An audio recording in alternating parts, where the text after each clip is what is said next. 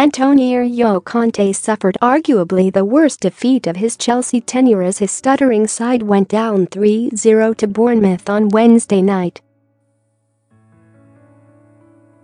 Despite cantering to the Premier League title last time out, this campaign has been dogged by poor results and Conte's war with the club's hierarchy.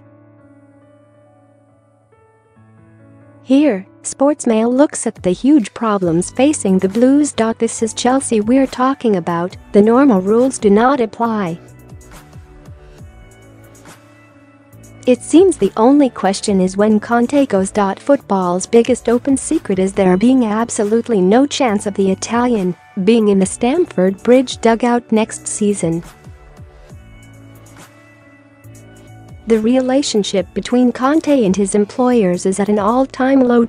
Every word that comes out of his mouth at the minute could be taken straight from Jose Mourinho's moans before he was dispensed with a second time. Add to this talk of players' unrest with Conte's notoriously intense methods, and it is easy why reports of former Barcelona boss Luis Enrique taking over or a return for Carlo Ancelotti are already surfacing. Should Chelsea start to fall behind in the race for the top four, or Barcelona dish out one of their trademark spankings in the Champions League, though we could see a new manager even earlier than first thought. It's not a functioning relationship. First, a bit of perspective. This season is a far cry from 2015-16, where Mourinho was dismissed with Chelsea in an appalling 16th place in the league. Conte's men are fourth, although the grip on that coveted spot is quickly slipping, still in the FA Cup, and face the daunting task of Barcelona in the Champions League. However, the problems on and off the pitch are clear. While terse relationships and a lack of clear structure hinder the club off the field, Chelsea are struggling all over the pitch. The ludicrous situation of going into the Bournemouth game with no available recognized striker compounded a couple of months where the Blues have struggled for goals.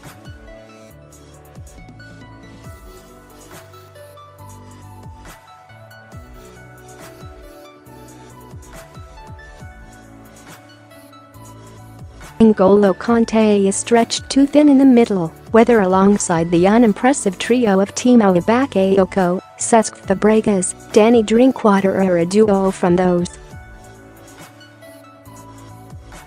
The near-impenetrable defense of last season has given way to one Bournemouth ripped open at ease.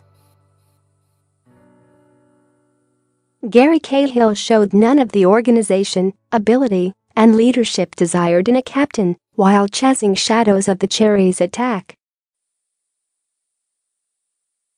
All of the above, to some extent. It seems ludicrous. Antonio Conte is on his way out a year after winning the Premier League with a team built in his image, a formation that revolutionized the tactics of the division, a couple of journeyman players he turned into champions, a passionate bond with the crowd. The logical move would be to back him to the hilt in the knowledge that this season, the traditionally hard defense of the title, added Champions League football, would need world-class reinforcements.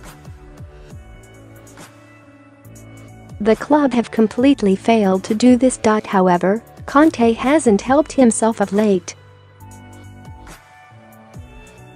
Constant moaning, excuses, and finger-pointing at those above him in press conference, as well as invoking some truly dismal performances against Bournemouth, Arsenal, and Norwich among others, weaken his hand.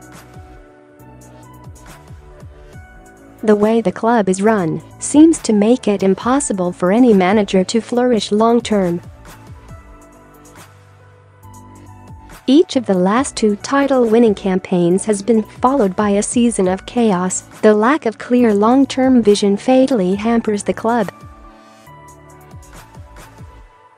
But let's not forget those on the pitch. Internationals transferred for in excess of £30 million simply are not doing the jobs required of them. There seems to be a huge lack of leadership on the field, while the new signings have by and large failed. There needs to be more accountability. You feel big characters in Chelsea dressing rooms past wouldn't have stood for it. While Manchester United were shocking neighbour City by snatching Alexis Sanchez, City themselves breaking another club record to sign highly rated Aymeric Laporte, Liverpool going some way to solving a crisis of theirs by making Virgil van Dijk the most expensive defender of all time, and Arsene Wenger was looking at juggling Henrik Mkhitaryan and Pierre-Emerick Aubameyang. Chelsea were looking at Andy Carroll. That particularly embarrassing search for a striker has ended well with snapping up proven Premier League scorer Olivier Giroud for a relatively paltry £18 million. But it doesn't hide the fact Chelsea are nowhere near the top table when it comes to the transfer market. This is the main source of Conte's ire. The Italian name-dropped the likes of Arturo Vidal and made it known he wanted Juventus's Alexandro and Leonardo Bonucci. The club ended up with targets seemingly well down the list. The only new arrival to be a success has been returning loanee Andreas Christensen. The club's immediate future is wrapped up in trying to build an enormous new stadium at Stamford Bridge, while FFP clamps tight on a club that generates less money than the likes of Manchester United. Conte is adamant, in every press conference of late, that it has nothing to do with him. It is hard to see him envisaging a particular role for a player like Ross Barkley, a well-known long-term club target, into his meticulous system. But the arrival of players from Serie A and the desperate pursuit of a big target man are Conte hallmarks. Even if the players he has at his disposal are not the ones he envisaged, he has some input. The departure of Michael Emenalo leaves a gaping hole in the club's hierarchy, with transfer negotiations up to Roman Abramovich's trusted aide Marina Granatskaya. This is crucial if Chelsea are to keep hold of their place at football's elite. Eden Hazard and Thibaut Courtois are the two truly world-class players at Stamford Bridge, although Cesar Azpilicueta and Conte may have an argument, and they are both Real Madrid targets.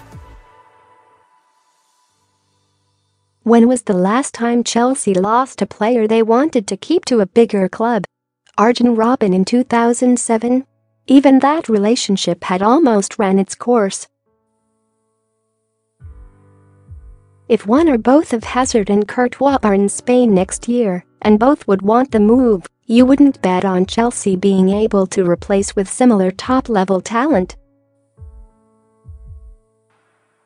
The great Chelsea sides of the Abramovich era were overspilling with international captains: Frank Lampard, John Terry, Didier Drogba, Petr Cech, Ashley Cole, Michael Ballack, Branislav Ivanovic, Michael Essien, John Obi Mikel. This was a team that never knew when it was beaten. Anyone hoping for a repeat of the heroics of 2012 in the new camp this time around is likely to be disappointed. Where are the characters, leaders, and world-class players in that mold in this side? Lampard, no less, pointed this out last week. Urging his old side to sign more players of the quality of Hazard or risk getting left behind, he remembered Chelsea signing German icon Ballack. When Chelsea signed Ballack, it pushed me on. It was great we were bringing in a top player, but I also knew I had to fight for my place. How many of the current side have to fight for their places? Conte's frequent moan of squad depth rings true, and that complacency leads to performances like Bournemouth.